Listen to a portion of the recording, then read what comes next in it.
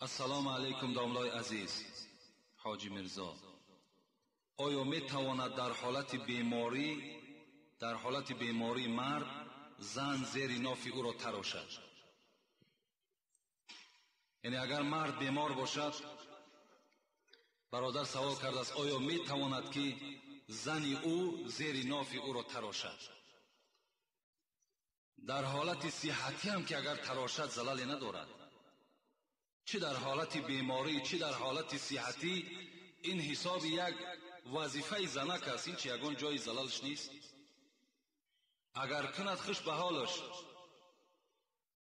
اگر گپی مرد قبول کند، مرد به او فرمایش کند که زیر ناف مرا تازه کن، مثال قدرت ندارم، قوت ندارم، و همان زن میگیرد مثال همان چیزی تازه کننده را تازه میکند، خوش به حال همان زن که این عمل اجرا میکند. زیرا این یکی از وظیفه های زن است. بغیر زن دیگر هیچ کس جایز نمی شود وقتی اگر زن در خانه باشد. دوره های پیغمبری خدا بود میگد یک اعرابی آمدن، این در باب معجزات پیغمبر میگذرد. یک اعرابی آمدن، یک بادیه نشین، یک صحرا نشین. گفتن پیغمبری خدا تو هستی؟ گفتن بله من هستم.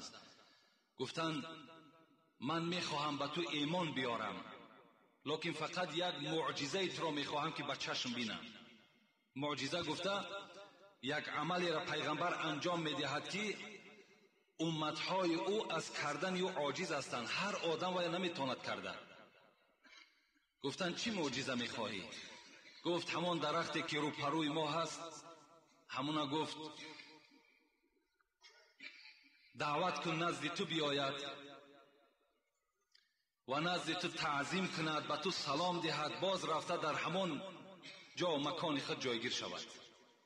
یک درخت کلان با ریشه های مستحکم در زمین سخت کردگی. پیغمبر خدا چی گفتند؟ گفتند میلش گفتند رو با همان درخت سلام بگو و بگو پیغمبر خدا ترا دعوت دارد که به نزد من بیا. وقتی این بادیه نشین میگه این صحرا نشین نزد درخت رفت، با درخت سلام داد و گفت پیغمبر خدا ترا خیرات دارد، میگوید همین درخت در یک حرکت در آمدن. ریشه ها میگه قبد ریشه ها کنده میشید و مثل آدم میگه قدم زنان میگه نزد پیغمبر خدا آمدن و سلام دادن به پیغمبر خدا و پیغمبر خدا را احترامانه تعظیم کردند و رسول اکرم گفتند برگرد و در جای خود داخل شو. میگوید این درخت حتی پشت به پیغمبر نگردانید، باز به همان روی خود رفته میگه در داخل همان جای مکان خود میگه جایگیر شد. این اعرابی این بادیه نشین میگه وقتی این حالت دید، پیغمبر خدا را گفت اجازت نمیدهی که من ترا تعظیم کنم؟ چگونه ای که پادشاهای پیش از اسلام همان نوکرا و همان خدمتگارهاش در پیش پای همون پادشاه میغلطیدن، سجده میکردن. گفت اجازت نمیدهی پیغمبر که پیش پای تو من غلطیده و ایمان بیارم. پیغمبر خدا چی گفتند؟ لو کنت آمرا احدا بذلك لامرت المرأة ان تسجد لزوجها تعظیما لحقه. پیغمبر خدا چی گفتند؟ اگر گفتند برادر عزیز، گفتند فرزند عزیز، آدم را اگر سجده کردن جایز میشد، هر آینه امر میکردم از جهت بزرگی شوهر این که زنها شوهرها را تعظیم کنند.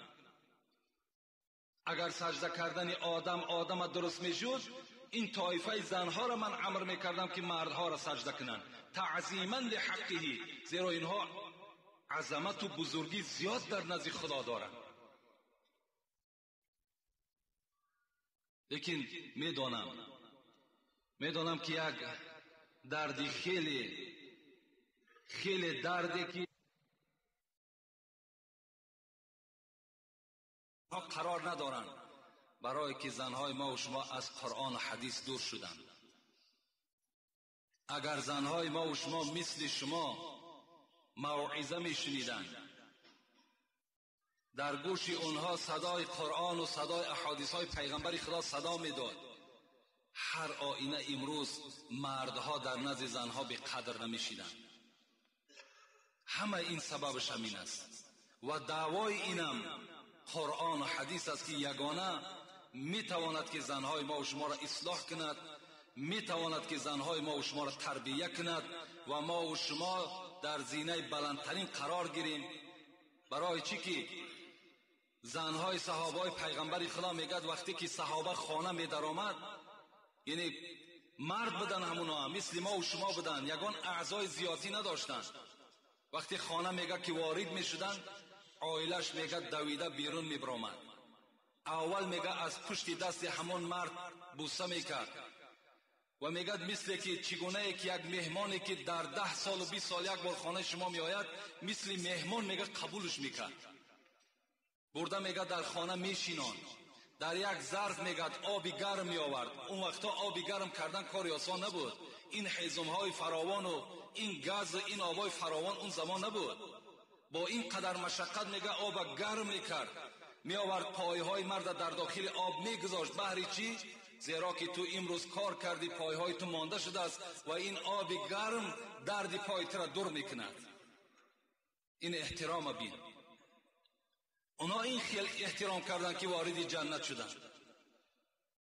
ایما امرأة ماتت و زوجها عنها راض دخلت الجنه، رواه ترمذی.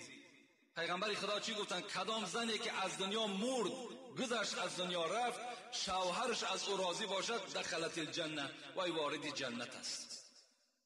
خوش به حال همون زنی که خدمت شوهر میکند، خوش به حال همون زنی که دعای شوهر میگیرد و البته وارد جنت میشود.